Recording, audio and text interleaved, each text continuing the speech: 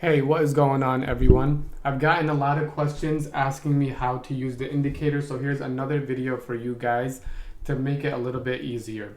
So we're gonna start fresh because so many people have questions about how to add the indicator, how I like to use it, and I always tweak it to see what is the best way to use it. So before we start, let me just explain how this indicator works.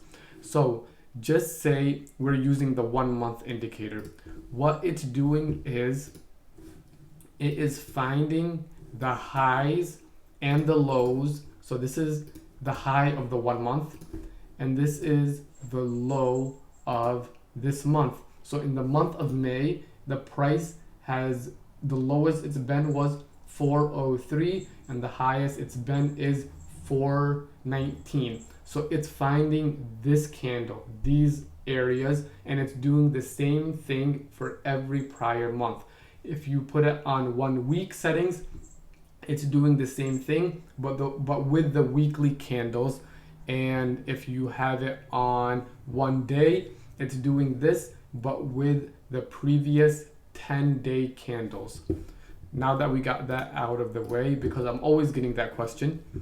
Now, let's go back to a 5-minute time frame, and the charts right now are at about 9 o'clock in the morning today.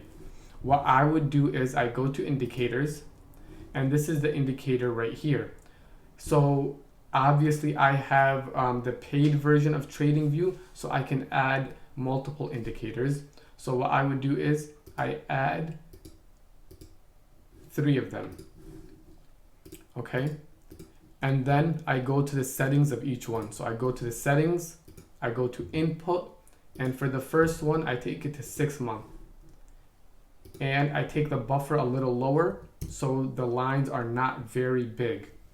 So we'll take the buffer to 0.05, and then the next one we do the same thing, except this time it's 3 months. And then the next one, we do the same thing, except it's 1 month.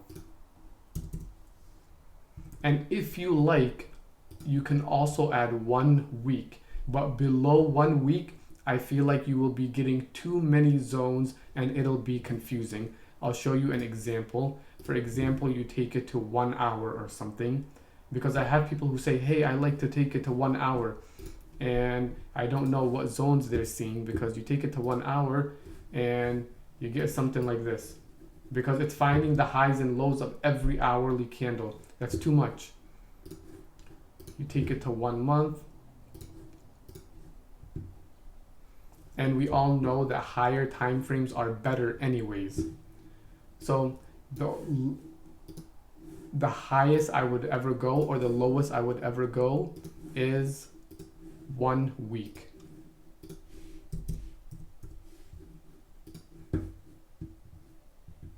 And that's pushing it. So I'll turn the 1 week off, and we'll keep the 6 month, the 3 month, and the 1 month on. And then these are the zones it gives you. So now we have a key level right here, key level right here, we have a key level right here, and the other indicators that I would add is I like volume. So I add this volume weighted average price, and the settings that I like to have on VWAP is I turn this off and this off and this off. I like just the VWAP. That's it. So I have my VWAP candle, and now we'll turn off replay mode. And this is how the day ended with SPY. I took a loss on SPY today, and I was kind of gambling with puts, but this is how the resistance level became a support level. If we zoom back, we can see that when price was below this level, it was red. And it broke through this resistance level. Therefore, now this becomes a support level. and price retraces to this area, and we can see certain candle patterns. For example, we see this large wick at the support level, which is a indicator that price may hold there. And then we see another nice one right here.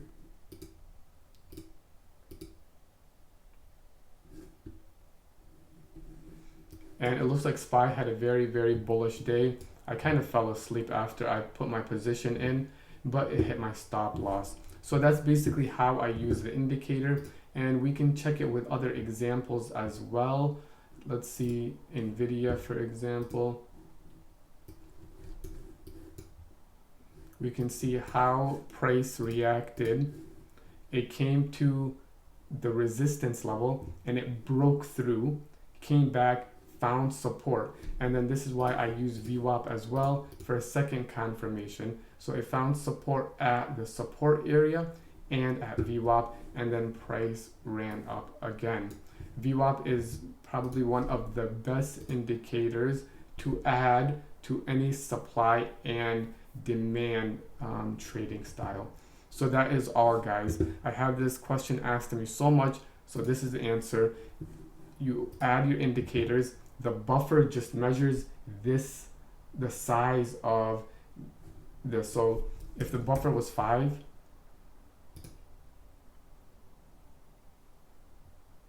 you see this becomes larger. That's the only thing the buffer does. And don't change this. This finds the previous 10 candles. If you make it greater than 10, then you just have too many zones. If you make it less than 10, you may not have enough. And then for the time frame, higher time frames are better for, it's a better confirmation. So 6 month, 3 month, 1 month. And if you don't have any zones, then maybe add a 1 week, but know that it's going to be, it might be slightly weaker.